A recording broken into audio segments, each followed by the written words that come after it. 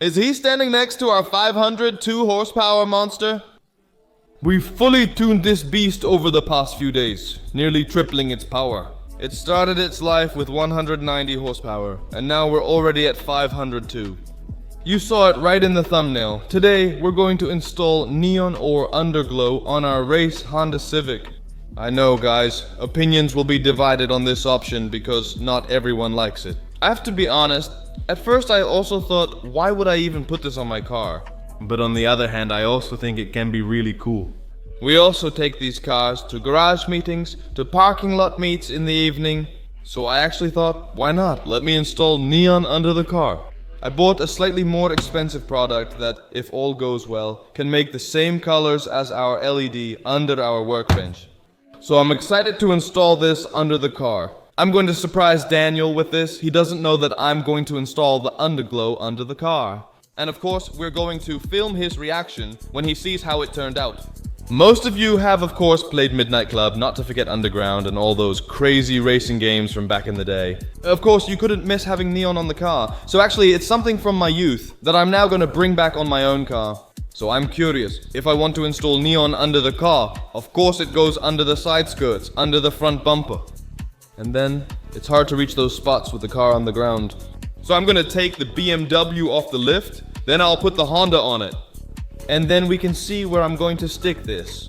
Because if I'm right, this works by sticking it on. Yeah, you can see that with an adhesive strip. There is a little bucket on it that says 3M tape, but honestly, I don't think it's actually 3M tape. Otherwise, a product like this would be super expensive. Let's see if it sticks. If not, I'll secure it with Technobond, a window sealant. So, BMW off, Honda on. And then we're going to start installing the neon. This is going to be fun, guys. Let's go. Music. Now, the BMW is off the lift with a blown engine, as you heard. Sad story. But if all goes well, we're going to swap it. More on that soon. If you just tuned into our YouTube channel, we bought this BMW at a scrapyard. We saved it from the dismantling company. And we just built a legit drift car out of it. Bucket seats, detachable steering wheel, hydraulic handbrake, reinforcement in the back, welded differential, and chip tuning. And these are all our sponsors who helped us build our drift machine. Super nice project. We've already been to a few car events with the car. And oh yeah, a big part of this car was sponsored by all of you, which is super nice. And these are all the names of the people who contributed to the body kit that's on here. It's also a wide body. Super cool. Oh, it sounds fast, doesn't it? Unbelievable.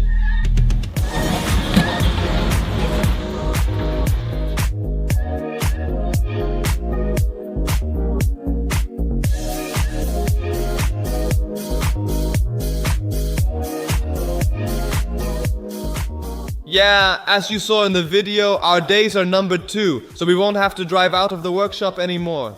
Because our cars are so low, and the exit here is so high, we have to use planks and stuff to get those cars in and out properly. And we won't have that problem anymore in our new workshop, which I'm super happy about.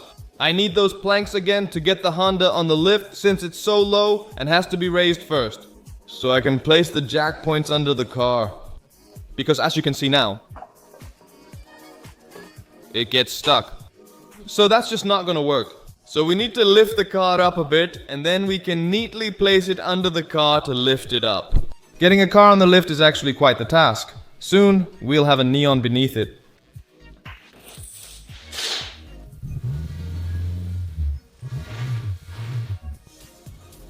I'm actually thinking that maybe I should test that neon set first to see if it even works, before I go through all this trouble. Because, yeah, it's still AliExpress, of course, and I'm going to do that with this battery.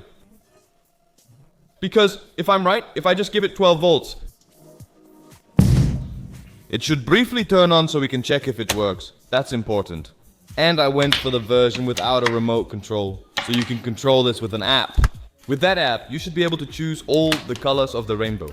So that's gonna be nice. Okay, we have plus and minus. Hey, yeah, it's working. Look at this. Sure. Yeah, I think the car's pretty cool. Nice to customize now that we know it works. Car is up in the air. In the meantime, I made a plan of action on how I'm going to install this and where I'll have it exit the car. In the meantime, I laid it out on the ground to take a look at the setup I'm working with. And as you can see, everything is actually connected on both the left and right sides. Here's what I'll do. We have a powerful car diffuser that mixes everything together. But we do have that neon. I can't install this one. Although it would be really cool if we had it, I'm not going to install it. Because on the front of the car, I'm going to use the two strips. Because we have one that's 150 centimeters and one that's 120 centimeters, so I would just use both. A 120 centimeter strip at the bottom here, and another 120 centimeter strip at the bottom there. That would mean we could cover the entire front of the car with that strip. And the side is 150 centimeters. And we would still need to measure it to place it in the center.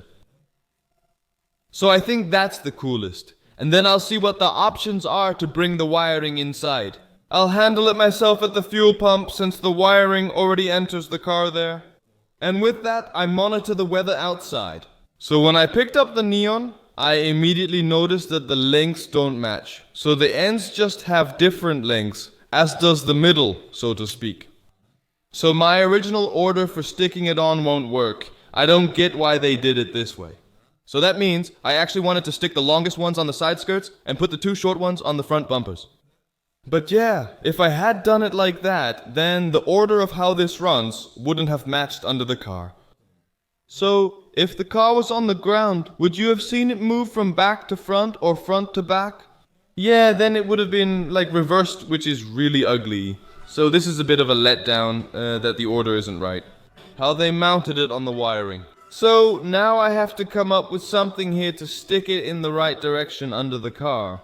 If it all goes crisscross, it won't look good.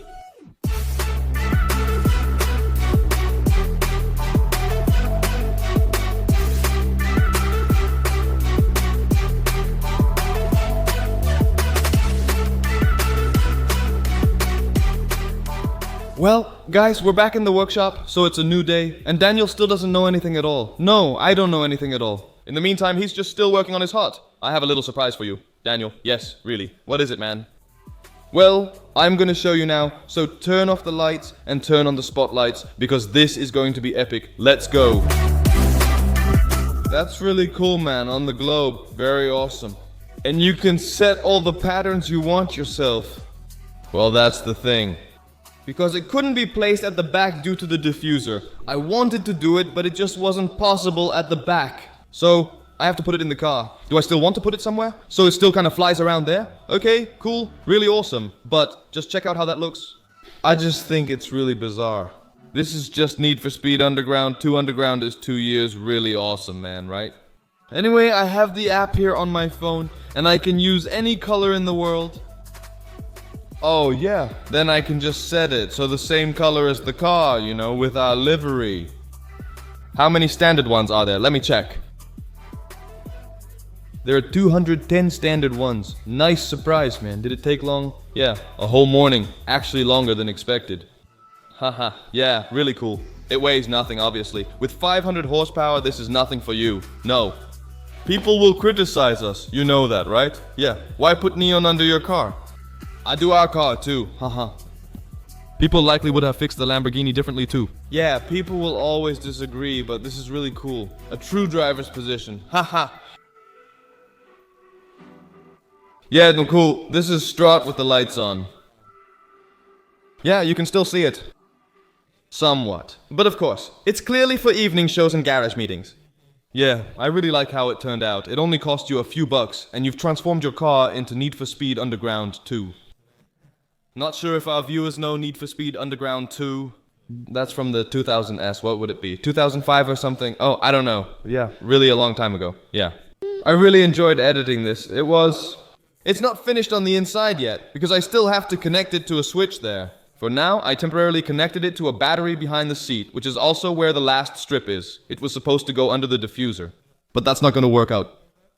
Honestly, Don, those Chinese guys put it together all wrong. That Underglow, which you didn't expect, they've probably done this 100 times, and it's just not right. So if you, let's say, install the underglow on your side skirt, front bumper, and so on, does the order of how the lights run not make sense? No, because in theory it should basically go in a circle around the car. Yeah, but it doesn't do that. That's not possible. They connected the wires at the wrong points, so the first strip from the box is long and the other is short. So you can't even mount it properly on the car. So that was really weird. Anyway, did you like this episode? Subscribe to our vlog channel. See you soon with great content. Ciao.